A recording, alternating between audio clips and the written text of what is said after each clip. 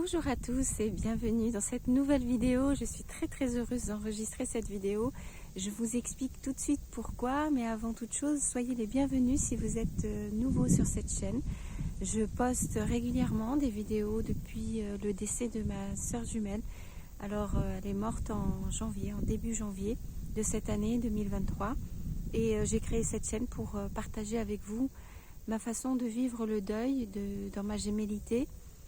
Et aussi d'une façon nomade, parce que vous allez voir si vous voulez consulter toutes les vidéos que j'ai postées depuis le début de cette chaîne, que je suis très souvent à droite et à gauche, pas toujours en France.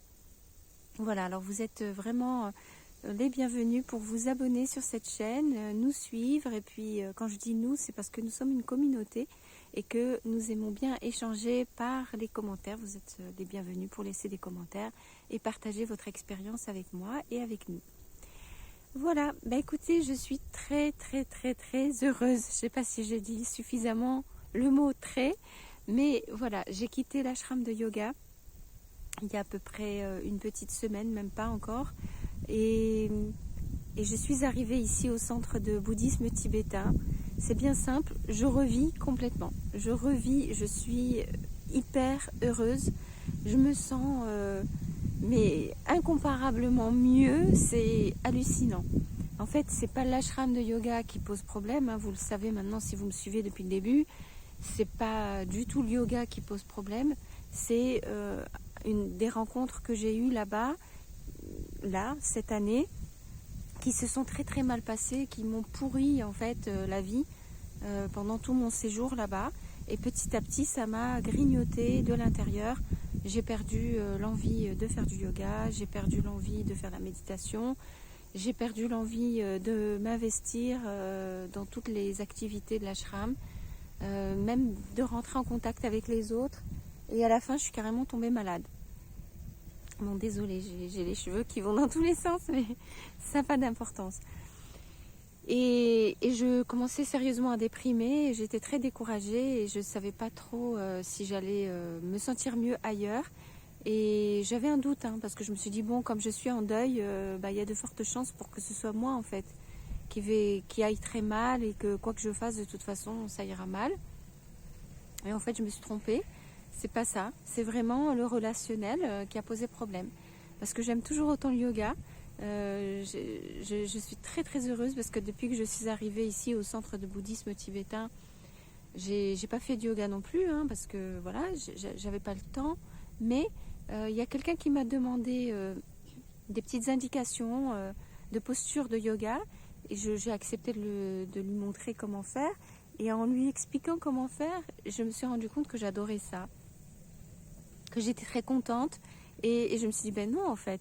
Donc, j'ai rien perdu. C'est juste que j'étais pas au bon endroit, au bon moment. Avec les bonnes personnes, surtout. C'est ça que je veux dire. Et donc, ben voilà, j'ai eu beaucoup de bonheur à réexpliquer un peu comment on fait les postures. Enfin, voilà. Pour aider la personne qui est venue me demander. Et ça, c'est vraiment déjà une première bonne nouvelle pour moi. Et ensuite, tout simplement, le travail. J'ai eu beaucoup de plaisir à travailler.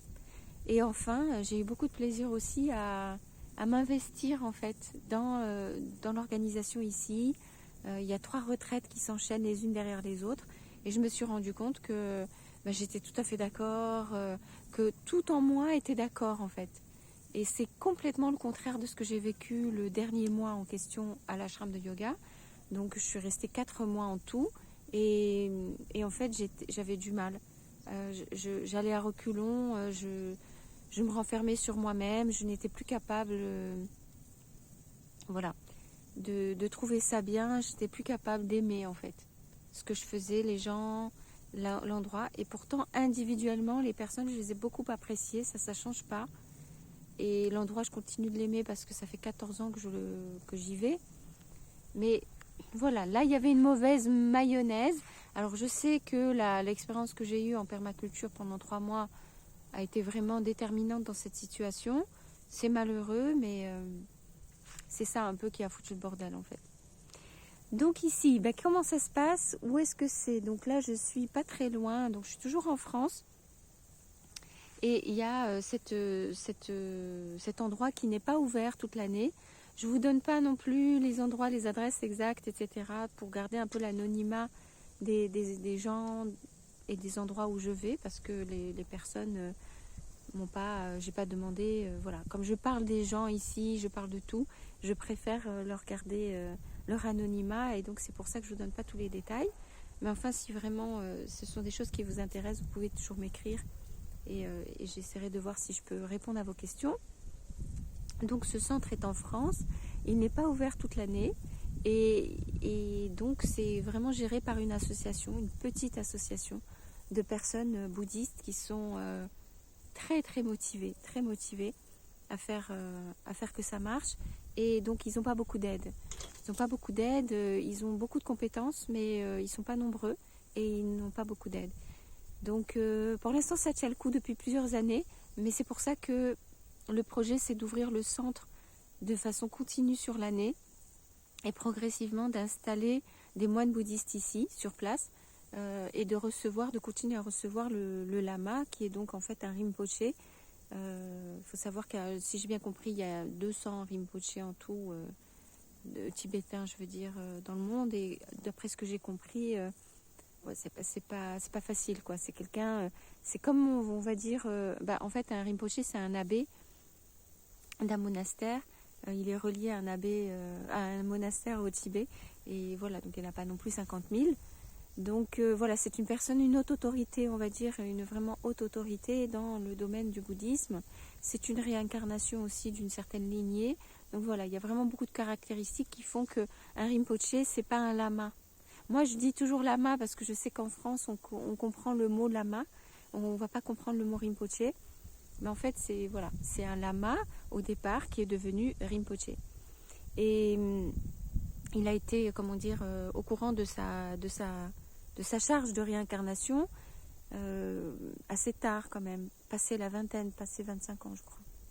Donc il a eu le temps toute sa jeunesse de pratiquer toute l'activité bouddhiste dans un monastère, de faire des études, etc., sans savoir qu'il était une réincarnation. Et donc c'est pas n'importe qui, et ça c'est vraiment quelque chose, voilà, que l'association a envie d'aider, c'est de lui permettre de continuer de venir en France et de donner ses enseignements. Et il a quelque chose de très particulier, parce que il y a des gens qui pratiquent le bouddhisme depuis longtemps ailleurs, avec d'autres maîtres et d'autres lignées, et qui viennent quand même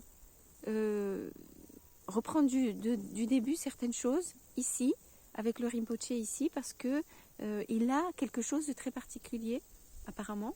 Moi, j'ai pas l'expérience des autres, donc je peux pas comparer.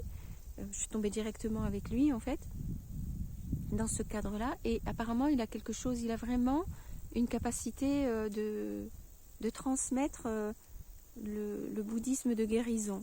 Alors voilà, je sais pas trop comment l'expliquer, parce que comme je vous dis, je suis pas encore une experte. Je sais même pas si je le serai un jour, mais en tout cas, pour l'instant, je le suis pas. Donc voilà, il a ce quelque chose qui apparemment fonctionne très bien pour mettre en place l'apprentissage de la méditation, et c'est surtout la méditation de guérison. Donc voilà, le projet, c'est que cet endroit devienne un endroit ouvert toute l'année, avec des vrais moines installés ici, et puis une véritable activité tout au long de l'année, et non pas tous les 2 mois, etc., comme ça se passe pour l'instant. Donc voilà, ça c'était un petit peu le cadre. Et voilà, pour moi personnellement, ce qui s'est passé, c'est que je suis venue donc pour être bénévole, donc karma yogi à temps plein ici. Et donc ça revient un peu au même que ce que je faisais à l'ashram, mais disons que c'est moins professionnel, parce que on est dans une petite structure. Mais voilà, c'est toujours pareil, c'est pour aider à la préparation des repas, c'est surtout faire la vaisselle, je parle pas de la plonge, mais ça peut être la plonge, faire la vaisselle de table, désinfecter dans la machine, essuyer la vaisselle, ranger la vaisselle, préparer. Moi par exemple, j'étais plutôt en charge de préparer aussi les collations du midi, de la matinée et de l'après-midi, parce que quand on fait une retraite, on a des pauses, et pendant ces pauses, il faut qu'il y ait un peu de café, un peu de thé, un peu d'infusion, chacun choisit ce qu'il veut. Évidemment, vous êtes au courant que c'est pas recommandé de prendre des excitants quand on est en période de méditation, mais on laisse le choix aux gens. C'est moins strict que à l'ashram où il n'y a vraiment pas de café, pas d'ail, pas d'oignon. Voilà, il n'y a aucun excitant, il n'y a pas de viande. Là, ici non plus, hein, parce que les bouddhistes ne mangent pas non plus d'animaux. Et donc voilà. Donc ça se passe très bien, c'est juste que j'ai eu beaucoup de travail, je me suis plongée à fond dedans, j'ai eu des journées très très longues, mais encore une fois, comme je vous dis, j'étais contente de le faire, c'est juste que je suis arrivée très vite à ma limite. En quelques jours, je me suis sentie épuisée, tout simplement parce que je traîne un épuisement énorme, donc il n'y a pas de miracle, je reste quand même complètement épuisée, je suis quand même complètement limitée par mes capacités physiques. Donc ça change pas. J'ai pas eu le temps de prendre du temps pour moi, en fait. Mais là, en fait, ça va changer parce que je vais faire la retraite samedi. Je vais faire la prochaine retraite qui est là pour 5 jours. Et donc, je serai très contente parce que je vais pouvoir prendre soin de moi. Je vais vraiment pouvoir me poser, recevoir les enseignements du Rinpoche. Je vais pouvoir pratiquer, être en groupe. Donc voilà, c'est vraiment énorme pour moi, ça va être vraiment bien. Par contre, la retraite en question, elle est très difficile. Elle est reliée à ce qu'on appelle au transfert de la conscience et notamment le passage de la vie et la mort. Et au moment de la mort, comment on peut aider en fait notre conscience à s'élever au moment de la mort pour pouvoir passer, disons, les étapes qui nous suivent derrière plus facilement et chercher une meilleure réincarnation. Donc ça, c'est le principe du bouddhisme, donc je ne vais pas rentrer là-dedans maintenant. D'ailleurs, il me semble que j'ai déjà un petit peu expliqué ça dans la playlist que vous avez sur la chaîne, sur la spiritualité. Si ce n'est pas fait, dites-le moi et j'essaierai d'enregistrer une vidéo là-dessus. Mais ça risque d'être dur dans mon cadre de vie à moi aujourd'hui, étant donné que j'ai perdu ma soeur jumelle, c'est encore très frais pour moi et que je ne suis pas du tout passée à autre chose. Je suis à peine entrée dans le deuil, donc j'ai pas mes réactions normales, ma vie est complètement bouleversée.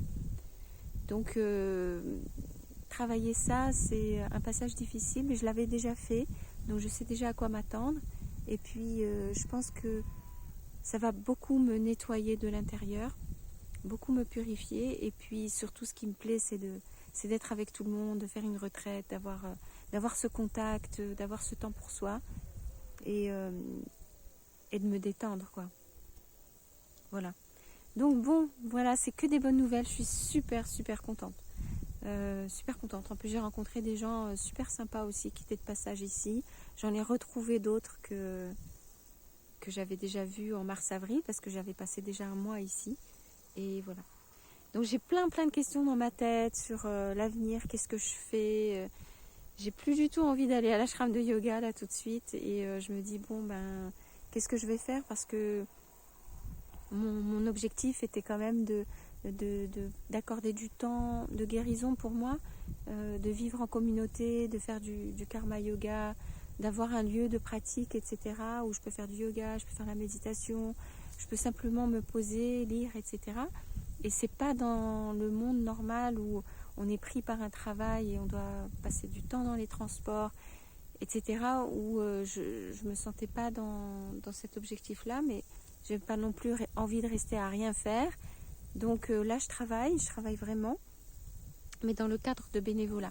Et c'est vrai qu'il y a quelques personnes, essentiellement 2 personnes qui s'interrogent sur la question des droits des bénévoles en France. Sachez que c'est très encadré, que c'est pas du tout de l'esclavage, il n'y a pas d'abus, il y a une contrepartie qui est totalement encadrée.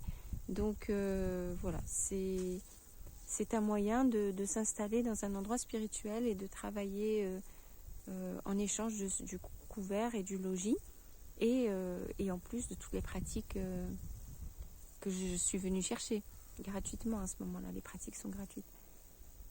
Nous, ce qu'on paye, en fait, c'est par le travail, on paye le gîte et le couvert. Et puis ensuite, le reste, on bénéficie gratuitement de tout le reste. Donc voilà, sachez que c'est très encadré, qu'il n'y a pas du tout d'abus, c'est pas... Voilà. En tout cas, c'était pour vous raconter ça. Je n'ai pas beaucoup de temps pour enregistrer des vidéos, surtout que là j'ai un peu galéré pour trouver un endroit où m'installer, que le téléphone ne tombe pas, la caméra puisse être horizontale. Donc ne vous inquiétez pas si je fais un petit peu une pause avec les vidéos, la quantité de vidéos. Je voulais juste vous dire que ça va bien et que je suis très très contente, vraiment très contente. Et finalement, il ne faut pas hésiter à aller, aller de l'avant, ne pas rester coincé en fait. Après, il faut savoir où aller, comment faire, etc. C'est un autre sujet. Mais là, je suis heureuse de l'avoir fait. Voilà, j'espère que de votre côté, ça va bien, vraiment bien. J'espère que vous prenez soin de vous, que vous trouvez comment faire, que vous êtes bien entouré, que vous n'avez pas des personnes toxiques comme j'ai pu l'avoir.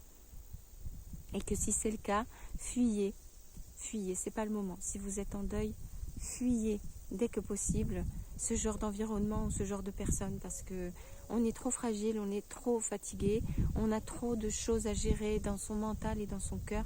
C'est pas possible de gérer des gens qui sont soit pathologiquement malades, soit qui sont à un moment de leur vie où voilà, ils ont besoin de faire des choses dans leur vie sans penser aux conséquences et sans faire attention aux gens qui sont autour d'eux et encore plus aux gens qui sont fragiles. Donc fuyez, mais restez actifs, restez dans l'action, ne restez pas recroquevillés, ne restez pas enfermés. Voilà ce que j'avais à vous dire aujourd'hui. Ça me fait très très plaisir de passer ce moment avec vous et je vous dis à très vite, je ne sais pas quand, pour enregistrer une prochaine vidéo et vous raconter des nouvelles.